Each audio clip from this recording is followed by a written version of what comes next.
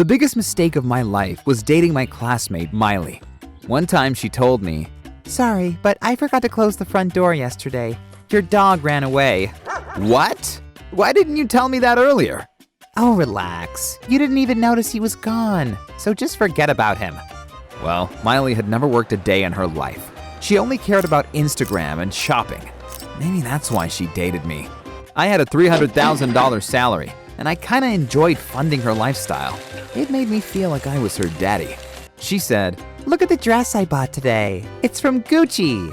How much did it cost? Oh, I didn't look at the price tag. You have to check your credit card bill.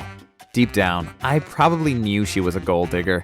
But on our wedding day, I said, "You are the love of my life, so I decided to pay for your college degree if you want one." Oh my God, yes, thank you. I will study very hard and get good grades. But that never happened. Instead of going to classes, she went shopping at designer boutiques. That's how we got $20,000 into debt. I should have set boundaries, but instead, I just told myself to get another promotion at work so I could better afford her expensive lifestyle. I put 70 hours a week into my job, but she still complained, saying, "Why are you so boring? Why can't you be cool and funny like other guys?" And maybe she was right. I didn't have the best sense of humor, so I signed up for comedy classes and tried to become funnier. But when she found out about my new hobby, she said, "Oh, I hope no one finds out my husband isn't funny and needs to take comedy classes. That's so embarrassing." I was never good enough for her. But when we went to Hawaii for our honeymoon, she developed a crush on our super handsome tour guide. I love surfing in the ocean.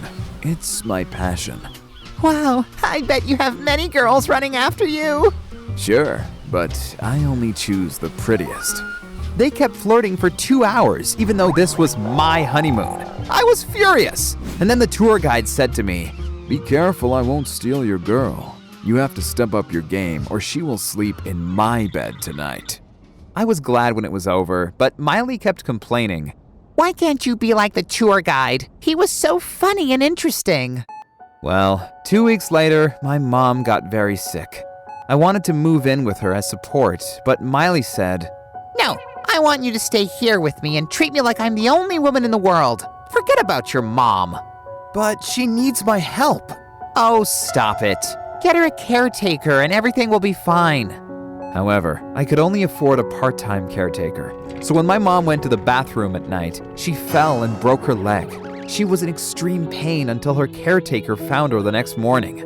I knew this was all Miley's fault. I wanted to dump her, but I was too afraid and put it off. Then a week later, she told me she was pregnant. And for some strange reason, that changed her. Suddenly, she treated me like a king. "You look great today." Really? I've gained some weight. "To me, you are perfect. I love you just the way you are." Why was she suddenly so nice to me? I concluded that being pregnant made her more family-oriented. But oh boy was I wrong about that. When the baby arrived, he was the wrong color. Obviously, Miley had cheated on me with a black guy. I was too embarrassed to confront her at the hospital, so I waited for her at home. She came and said, "I'm sorry, I made a big mistake, and I understand that you were mad at me." Why didn't you tell me earlier about your mistake? Because I'm stupid, and I thought the baby might be yours. So how did it happen? You were at one of your stupid comedy classes while I went to a college party. I got drunk and there was this guy and it happened. So you were pregnant and didn't know whose baby it was? I had no idea, and it was terrible not knowing, but I couldn't tell you in case you got mad. Enough! Get out of here! I'm done with you. But babe, don't I deserve a second chance? Why? Because you are hot? Because you have big breasts? I don't care anymore. You can't expect me to raise the child of another man. And what if I get pregnant again, and this time it's your child? Get out! Fine then, divorce me, but I'm married to you and own half of this house. I'm gonna stay. She was such a devil. But suddenly I felt grateful, because if Miley had gotten pregnant by a white guy, I would have never found out that it wasn't my child. And at the divorce court, I was rewarded the whole house because I had bought it before our marriage. That's when she screamed. I hope you and your mother both die and burn in hell! Can you imagine? She had the audacity to come and knock on my door?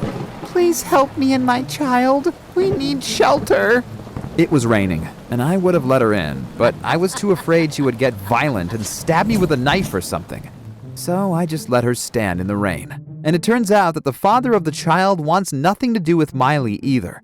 So she had to find a new guy she could exploit. But I still wasn't done with her. So I figured out who her new boyfriend was and met up with him. I said, "Did you know that Miley and I were married until I found out that she got pregnant by another man?" He was shocked. Of course, Miley hadn't told him about it. The guy broke up with her the same week and sent me a text saying, "Thank you for saving my life." But the real victim here is Miley's poor son.